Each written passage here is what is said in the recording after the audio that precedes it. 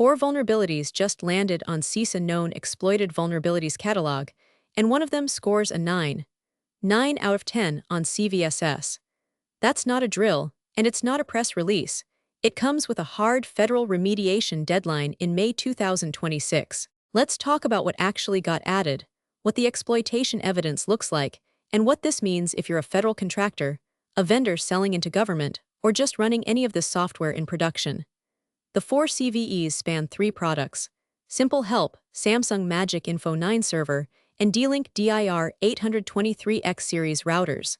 None of these are obscure edge cases. SimpleHelp is a remote support and monitoring tool used heavily in managed service provider environments. Samsung MagicINFO 9 server is a content management platform for digital signage, the kind of thing that runs in hospitals, airports, and government lobbies. D-Link DIR-823X routers are consumer-grade hardware that nonetheless shows up in small office and branch office deployments with surprising regularity. If you're thinking none of that sounds like enterprise infrastructure, you're right, and that's exactly the problem. The attack surface for these kinds of products is wide, the patch cadence is slow, and the visibility is low. The headliner here is CVE 2024-57726, a missing authorization vulnerability in SimpleHelp with a CVSS score of 9. To be clear about what that score means in practice, a 9 is essentially a critical unauthenticated or near unauthenticated path to full compromise.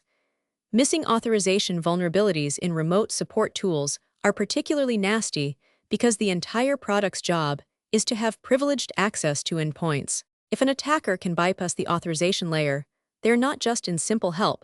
They potentially have a pivot point into every machine that tool manages. SimpleHelp is used by MSPs, which means a single vulnerable server could be a gateway into dozens or hundreds of downstream client environments. That's not speculation. That's the standard MSP attack chain we've seen play out repeatedly since the KEV VSA incident in 2021. The other CVEs in this batch, the Samsung MagicINFO and D-Link entries, are unclear from the reporting in terms of their specific technical mechanisms. The Hacker News piece that surfaced this story doesn't provide full technical details on those 3, and CISA KEV catalog entries themselves are typically terse. What we do know is that CISA requires evidence of active exploitation before adding anything to the KEV, so these aren't theoretical. Someone is using these right now. Now let's talk about the deadline. CISA KEV catalog operates under Binding Operational Directive 22-01, which applies to federal civilian executive branch agencies, the FCEB agencies. The directive requires those agencies to remediate KEV entries by the deadline CISA sets, which in this case is May 2026. That's roughly a year out from the addition date, which is actually on the longer end for KEV deadlines. CISA sometimes sets 2-week or 30-day windows for actively exploited critical vulnerabilities. A May 2026 deadline suggests either that remediation complexity is acknowledged or that the timeline was set to align with existing patch cycles. Either way, for federal agencies, this is a compliance obligation, not a suggestion. Here's where it gets operationally relevant for people who aren't federal employees. BOD 22-01 technically only binds federal civilian agencies. It does not directly bind federal contractors, private sector companies, or state and local governments. However, and this is the part that gets lost in coverage, the practical compliance pressure absolutely flows downstream. Federal contractors who handle federal information systems are often required by contract to maintain security postures consistent with federal guidance. If your company sells software or services to the federal government, your contracting officer or your customer's security team is going to start asking about these CVEs. If you're an MSP with federal clients, you should already be patching SimpleHelp regardless of whether BOD 22-01 technically applies to you. There's also a procurement angle here. The federal government has been increasingly using purchasing power and contract requirements to push vendors toward better security practices. The Secure Software Development Framework, the executive orders on software supply chain security, the memory safety guidance, these aren't just policy documents. They're starting to show up in contract language. A vendor with unpatched KEV entries is a vendor that's going to have a harder conversation at contract renewal time. For the SimpleHelp CVE specifically, the remediation path depends on what version you're running. SimpleHelp has released patches. The reporting doesn't specify the exact fixed version, which is a gap in the coverage, but you should be checking SimpleHelp's security advisories directly and cross-referencing with the NVD entry for CVE 2024-57726.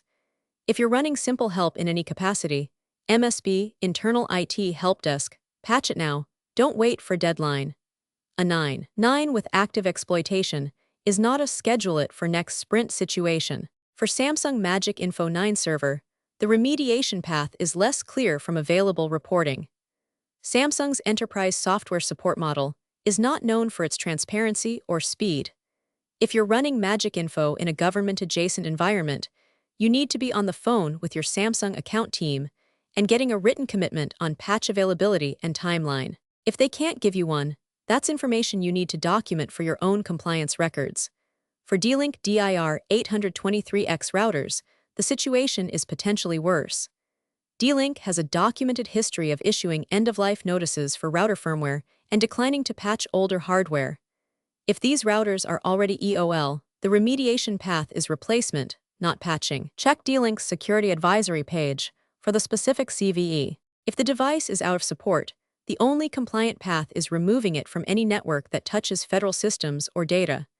Let me zoom out for a second on the KEV catalog itself, because it's worth understanding what it actually is and isn't. The catalog now contains over 100 entries. It's not a comprehensive list of all exploited vulnerabilities. It's a curated list that CISA maintains based on evidence of exploitation in the wild. Getting on the KEV is meaningful signal. It means CISA has seen threat intelligence or confirmed reports indicating real-world use. It's not a prediction, it's a report of something already happening. That said, the KEV is not a substitute for a proper vulnerability management program. If your team is only patching things on the KEV, you're reactive by definition and probably missing things that haven't made the list yet. The broader operational takeaway here is about asset inventory and software supply chain visibility. SimpleHelp, Samsung MagicINFO, and D-Link routers are exactly the kind of products that end up in environments without anyone having a clear owner. IT support tools get deployed by one team and forgotten. Digital signage servers get set up by a facilities contractor and never inventoried by the security team. Branch office routers get installed and never touched again.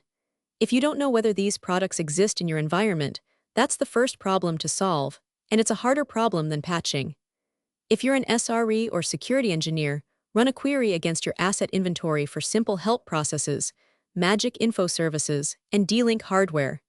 If you don't have an asset inventory that can answer that question, that's your actual priority. If you're a CTO or engineering manager at a company with federal customers, get a briefing from your security team on KEV exposure this week, not next quarter.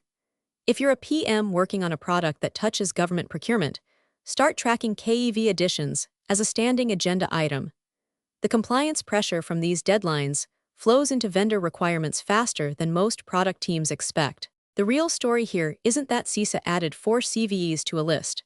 It's that a 9 severity authorization bypass in a widely deployed remote support tool is being actively exploited right now.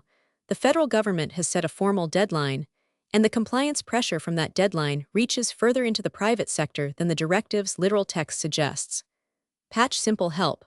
Audit your MagicINFO and D-Link inventory. And if your asset management can't tell you whether these products exist in your environment within an hour, fix that before you fix anything else.